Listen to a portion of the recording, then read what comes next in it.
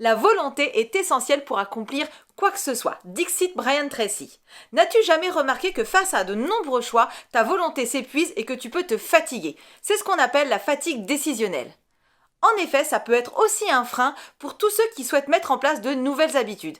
Et ouais, il est beaucoup plus difficile de mettre en place plein de nouvelles habitudes d'un coup plutôt que d'en mettre une seule à la fois. Lorsque ta volonté se fatigue, c'est là que tu prends de mauvaises décisions et que tu fais des erreurs. Alors, comment faire cette économie de décision et économiser cette énergie? On voit ça tout de suite.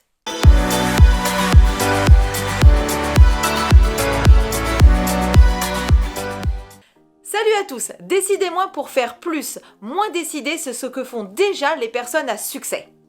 Selon une étude du psychologue Roy Baumeister, qui portait sur le train de vie de nombreux individus à succès, il dit la chose suivante. Les personnes qui ont du succès ne prennent pas les meilleures décisions grâce à leur volonté uniquement, mais plutôt ils développent des habitudes qui réduisent le nombre de décisions qu'ils doivent prendre quotidiennement et donc leur stress diminue aussi. Et voilà. Des personnalités comme Steve Jobs, Barack Obama ou encore Mark Zuckerberg ont justement mis en place des habitudes qui leur permettent de prendre moins de décisions et donc de se sentir beaucoup plus libres dans leur vie de tous les jours. C'est aussi pour ça qu'ils s'habillaient ou s'habillent encore et toujours de la même façon. Barack Obama avec son costume ou encore Mark Zuckerberg avec son fameux t-shirt gris ou son sweat à capuche.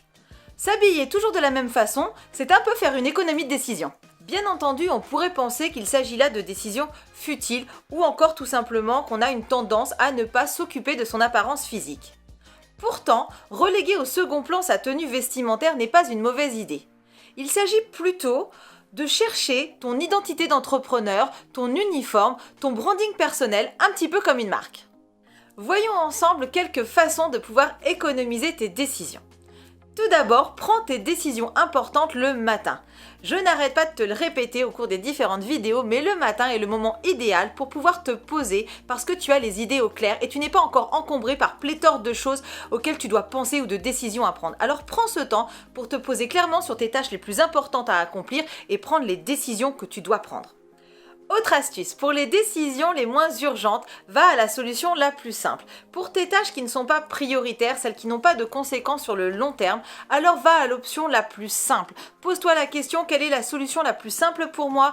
Quelle est la solution la moins coûteuse pour moi? Ne perds pas de temps, va directement à l'essentiel. C'est simple, question simple, réponse simple. Perdre du temps le matin pour choisir des sous-vêtements en coton ou en satin, ça n'a aucun intérêt. Ok, bon, sauf si peut-être t'as un rencard le soir, à voir. Mais sinon, va directement à l'essentiel et poursuis ta journée. Tu peux aussi, pour toutes tes décisions quotidiennes, les planifier la veille au soir. Et ouais, pourquoi attendre le matin finalement? Prends le temps aussi le soir de réfléchir, par exemple, à ce que tu dois déjeuner le matin ou déjeuner le midi, au lieu de réfléchir à la dernière minute si tu dois emporter un truc, aller acheter. Ça t'évitera d'ailleurs de mal te nourrir et d'aller t'acheter un truc sur le pouce. Autre conseil, avant de prendre une décision, sois rassasié. Ne prends aucune décision le ventre vide.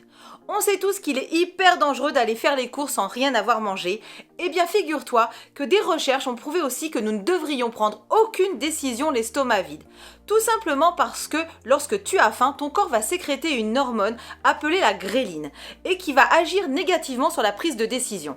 Cette hormone, une fois sécrétée, va bien sûr augmenter ton appétit mais diminuer aussi le contrôle de tes impulsions, ce qui de fait va augmenter les possibilités et les chances de prendre une mauvaise décision. Limite et simplifie tes choix. Comme nous l'avons vu précédemment, cette méthode a déjà fait ses preuves. Alors, dans la mesure du possible, à chaque fois que tu as une multitude de choix qui s'offrent à toi, limite ton choix à 3 possibilités. Si tu n'y arrives pas, eh bien choisis tout simplement 3 autres possibilités. C'est comme quand tu vas au resto et que sur la carte tu ne sais pas où donner de la tête. Eh bien sélectionne 3 plats et choisis parmi ceux-là. Tu peux aussi devenir minimaliste. Le minimalisme est un style de vie qui vise à réduire les possessions inutiles et à te concentrer à ne garder que l'essentiel. En effet, ta vie peut être beaucoup plus sereine si tu supprimes toutes ces décisions inutiles et cela te laissera beaucoup plus de temps pour te consacrer à tes décisions les plus importantes. Beaucoup de gens choisissent d'appliquer le minimalisme uniquement à leur armoire ou à leur dressing, en achetant par exemple uniquement des articles ou des vêtements qui vont durer, qui sont de bonne qualité et uniquement ceux dont ils ont besoin. Mais tu peux aussi appliquer le minimalisme, pourquoi pas, dans la décoration de ta maison ou en choisissant ta voiture. Le minimalisme exige que tu détermines les activités les plus importantes de ta vie. En faisant cela, tu peux tout simplement trouver, pourquoi pas, une possibilité d'enrichir ta vie sans la surcharger pour autant. Le minimalisme exige que tu détermines toutes les activités les plus importantes de ta vie et que tu écartes tout ce qui va te distraire de cela. En faisant ça, tu peux arriver à enrichir ta vie sans la surcharger pour autant. Arrête de viser la perfection, elle n'existe pas. Le mieux est souvent l'ennemi du bien. Alors si tu travailles sur quelque chose mais qui ne te permet pas ou qui ne t'aide pas à accomplir ton objectif final, laisse tomber. Et si tu continues à t'obstiner à vouloir que tout soit absolument parfait, alors fais attention parce que ta perfection va se transformer en procrastination. Ne prends pas de décision à des moments ou dans des endroits où il y a de la distraction. Prends le temps pour pouvoir te connecter à tes réseaux sociaux ou autres, puis tu retournes au travail. C'est exactement quand on fait ses courses. On en parlait tout à l'heure. Mais c'est la même chose. Les courses freestyle, c'est ce qu'il y a de pire. C'est là où tu te retrouves à acheter une tonne de choses et à dépenser un fric monstrueux. Tout ça pour finalement ne pas prendre l'essentiel. Donc rappelle-toi, ta liste de courses, c'est ta meilleure amie. Ce qui m'amène à un dernier point, prends uniquement les décisions qui sont afférentes aux éléments qui figurent sur ta liste de tâches. C'est vrai qu'on a tous peur à un moment donné ou à un autre d'oublier des choses qu'on a mis sur notre liste de tâches importantes. Mais fais attention, si ta liste de tâches est beaucoup trop longue, alors tu vas pas en venir à bout. Donc il faudra te reconcentrer systématiquement sur l'essentiel. D'ailleurs, je t'invite à regarder la vidéo que j'ai faite précédemment sur le sujet pour définir tes essentiels. Au final, la fatigue décisionnelle est peut-être l'un des facteurs qui fait que tu n'as pas pu mettre en place des habitudes positives jusqu'à aujourd'hui. Alors, c'est le moment ou jamais de réduire tes décisions. Et puis je te laisse sur cette phrase d'un illustre inconnu, tu es toujours à une décision d'une nouvelle vie. Cette vidéo est terminée, je te remercie de l'avoir suivie. N'hésite pas à commenter, à partager, à mettre un petit pouce bleu, à t'abonner et à cliquer sur la petite cloche pour ne rien manquer de mes prochaines vidéos. Et n'oublie pas que chaque jour est une nouvelle chance de pouvoir changer.